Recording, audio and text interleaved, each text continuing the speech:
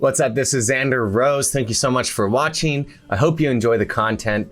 One thing I've realized from my analytics is that over 90% of y'all do not subscribe to the channel, and you're likely just seeing these videos either from search or from your homepage. To make sure that you can see all the content that I put out that you enjoy, make sure to hit that subscribe button and the notification bell so that you know whenever I release a video in the future. But without further ado, let's get to the content.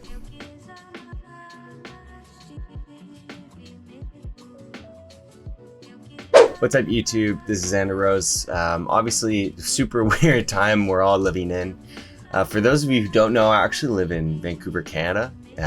So about like 2 weeks ago, pretty much everything shut down. I still technically am working as a promoter for the biggest company in nightlife in Western Canada, basically, who owns all the clubs. And because of the restrictions on going out, all the clubs are closed. So I've lost all my income and ability there.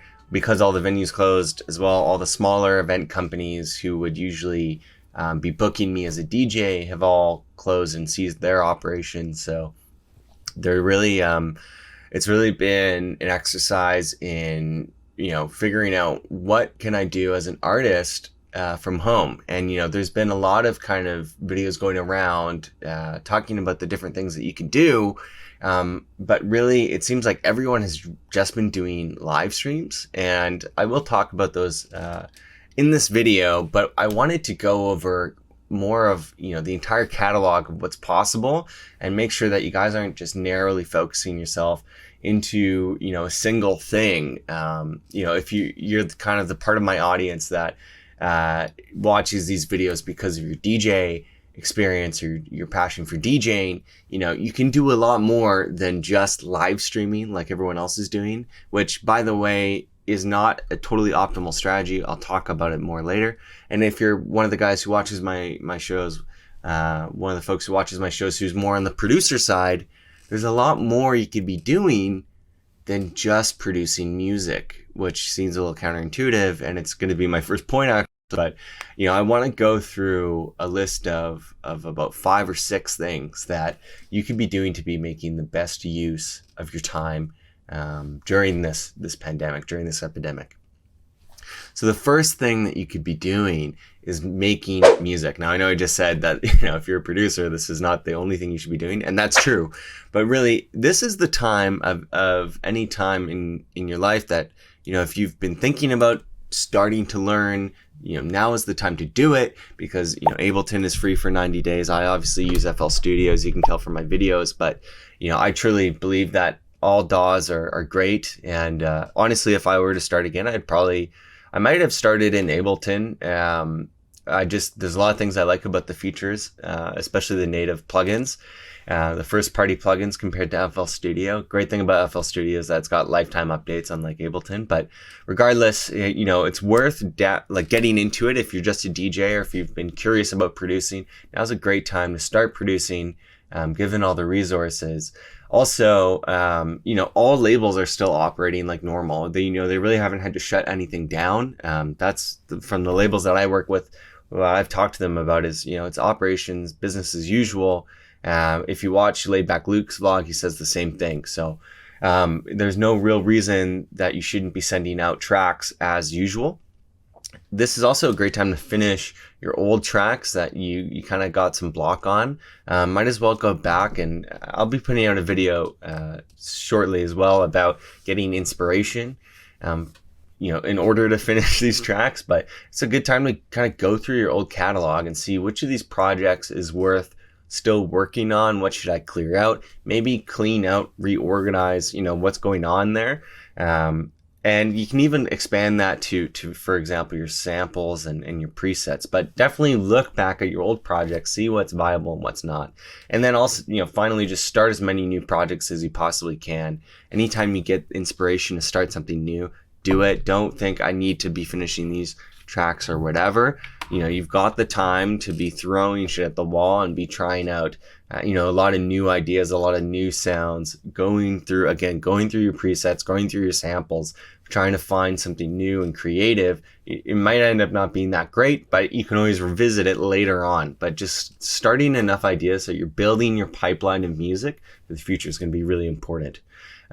Also, another thing to note here is that, there's a ton of remix contests that are going out right now. So there's one for Brightest Lights by Lane 8. There's one for Intrinsic by Odd Mob, and I'm sure there's a ton more, but those are the two that I've been working on myself. So you'll probably see things for those. Xiaomi also released two of the stem packs for Proud and for Ghost. So you saw me release remixes because of that.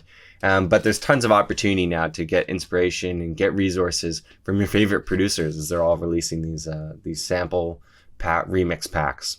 The second thing to do is actually to listen to music. And this is something that I've kind of had to impose on myself, because I've found that, when you're going hard at producing and you're DJing quite regularly, you almost forget that you need to be, refreshing your repertoire, listening to a lot of new music to keep yourself fresh, get those ideas flowing, get new inspiration.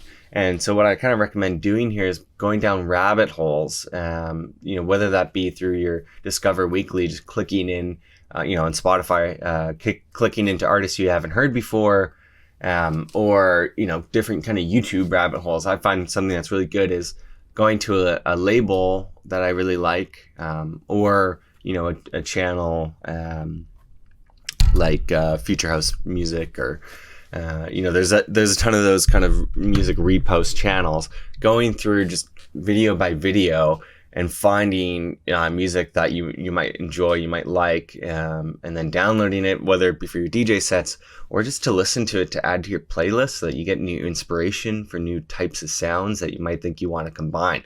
But definitely, go through those rabbit holes, find new labels as well to get deep cuts, in your genre. So whether it be tech house or G house or whatever, find those smaller labels that are releasing very consistently and more underground stuff, so that you have something that not everyone else is familiar with. And you might even, find small enough releases that you can even message and start building your network, organically, with other artists who are smaller. So the next thing is, it's kind of what I was referencing in making music, but it's to start making your own sample packs and preset packs. This is something that I've started to dabble in, and it doesn't mean you need to make them for like release or sale, but just a matter of organizing all the work that you put in over the years as a producer. So for me, it's been like 5 years.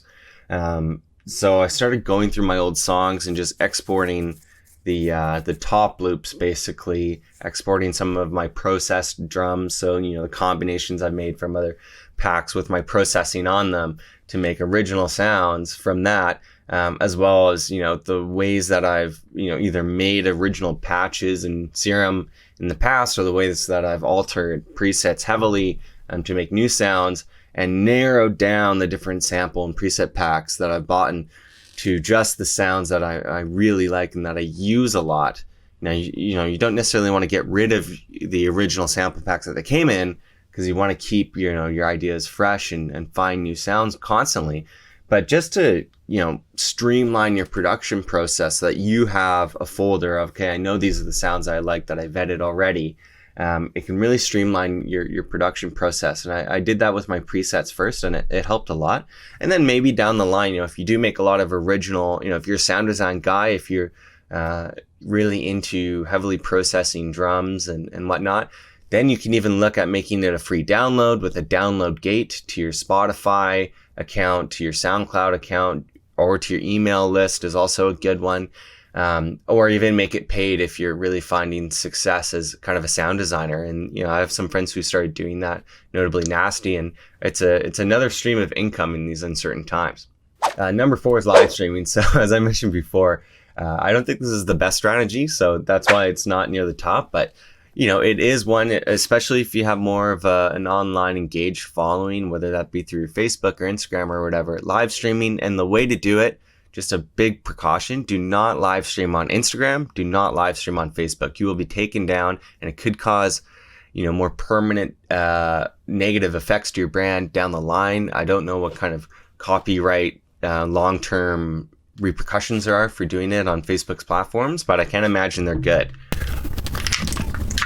So the way to do it is to do it either on Twitch or on YouTube, both of which will not take down your streams for having copyrighted content, but they will not allow you to save video. So I'll have another video coming out soon explaining how to live stream properly so that you can really make full advantage of the live stream that you do. But just make sure you don't do it on Instagram and Facebook. I see so many guys doing this and getting taken down. They say, oh, I guess it only lasted 20 minutes. And I could have told you that, So advertise your live streams there, but don't rely on it. And this is the time to open a Patreon as well if you have those engaged followers, to see some revenue from that in the short term. Number 5 is to start a YouTube channel. So this is especially if you've been producing or DJing for a long time.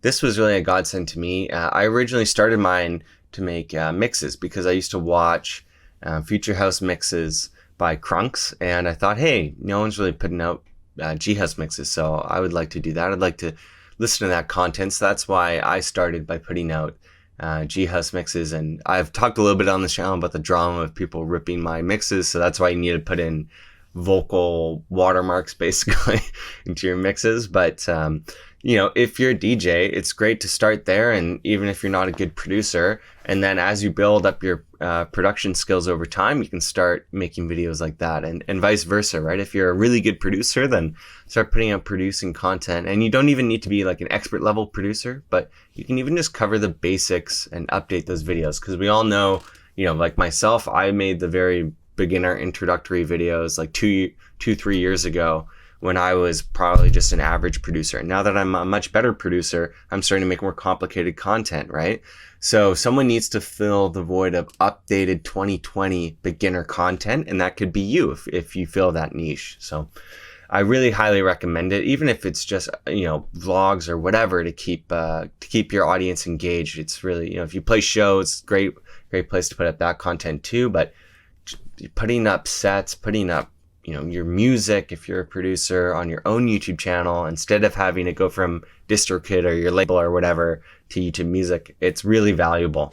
And the last thing I want to recommend, this is not related to music, but it's to get fit. And I know that might sound weird given that you can't access a gym, but if you're not someone who stays fit regularly, this is kind of the time to look up your body weight exercises, do the basic movements, push-ups, lunges, squats, that type of thing, to really, keep your body at a high level to make yourself feel better, given that you've got this additional time, right? You're cutting out these commutes and whatnot.